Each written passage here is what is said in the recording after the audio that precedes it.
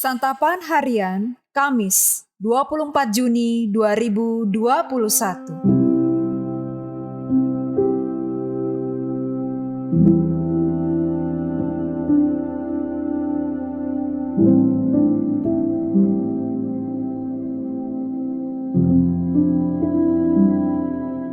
Inilah program Santapan Harian, sebuah program yang mengajak Anda menelusuri isi Alkitab, agar Anda menemukan makna firman Tuhan sesuai dengan konteksnya.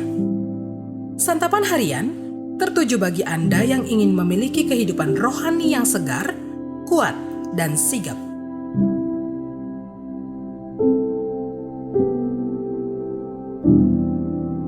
Hari ini kita akan membaca Yesaya pasalnya yang ke-48, ayat yang pertama hingga ayatnya yang ke-11.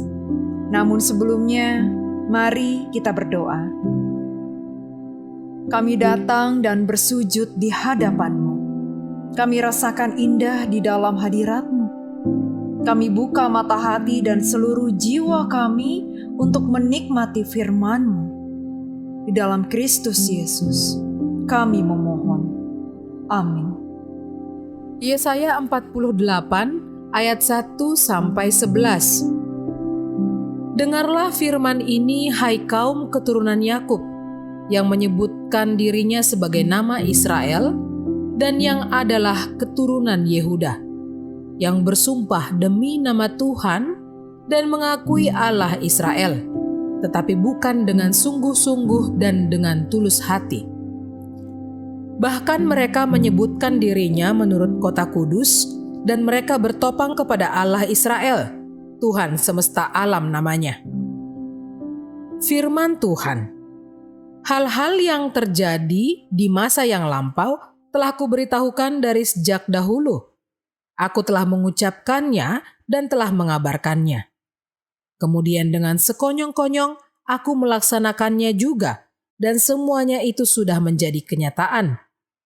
Oleh karena aku tahu bahwa engkau tegar tengkuk, keras kepala, dan berkepala batu, maka aku memberitahukannya kepadamu dari sejak dahulu. Sebelum hal itu menjadi kenyataan, aku mengabarkannya kepadamu, supaya jangan engkau berkata, berhalaku yang melakukannya, patung pahatanku dan patung tuanganku yang memerintahkannya. Engkau telah mendengar semuanya itu dan sekarang engkau harus melihatnya. Tidakkah kamu sendiri mau mengakuinya?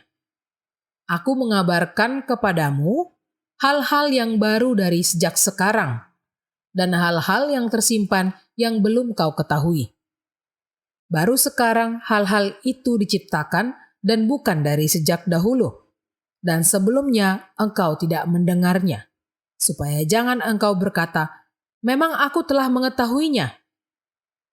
Engkau tidak mendengarnya ataupun mengetahuinya, juga telingamu tidak terbuka dari sejak dahulu.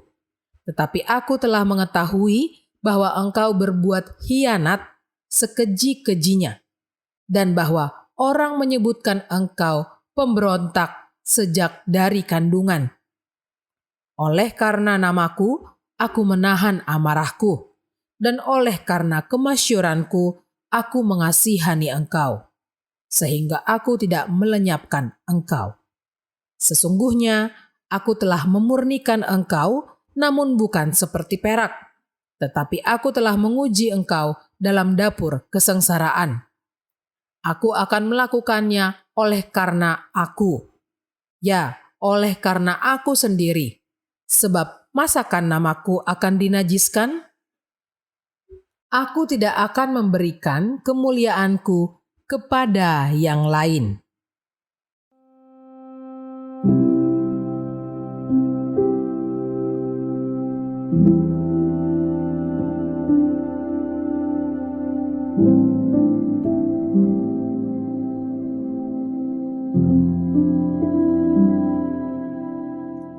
Sahabat Santapan Harian, umat Israel adalah bangsa yang religius.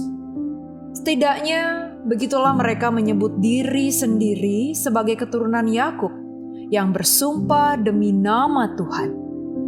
Tetapi hal itu hanya bersifat formalitas, karena mereka tidak mengakui Tuhan dengan sungguh-sungguh dan tulus hati. Bahkan Tuhan menegur mereka dengan keras, dengan menyebut mereka sebagai umat yang tegar tengkuk, keras kepala, dan berkepala batu. Tuhan menunjukkan mereka adalah bangsa yang mudah melupakan pekerjaan Tuhan dan mudah berpaling kepada berhala. Tuhan menyebut mereka sebagai pengkhianat keji dan pemberontak sejak dari kandungan. Pada hakikatnya, Tuhan ingin umatnya mengingat segala firman-Nya dan percaya sungguh-sungguh dalam karya Tuhan yang ajaib.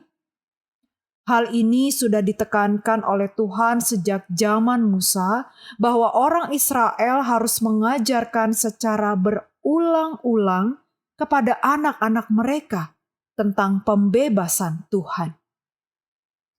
Hal ini supaya bangsa Israel tidak berpaling dari Tuhan dan kembali menyembah dewa Mesir.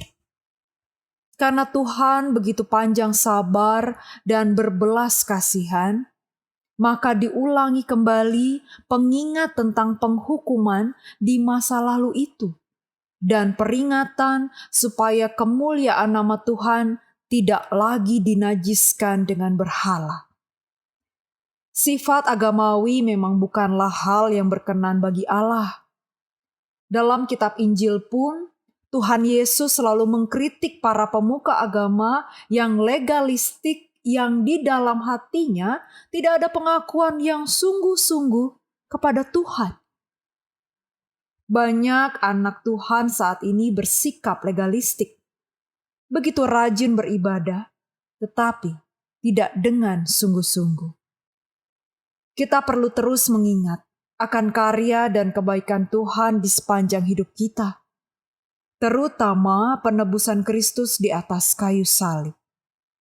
Kita perlu berfokus pada firman Allah dan melakukannya, agar ibadah kita tidak terjebak ke dalam ritualitas kosong yang tidak berarti. Dengan demikian, ibadah kita menjadi penyembahan yang menggugah hati dan tulus dalam memuliakan namanya. Mari kita berdoa. Bapa, perkenankanlah kami untuk mempersembahkan diri dan hati ini sebagai persembahan kepadamu.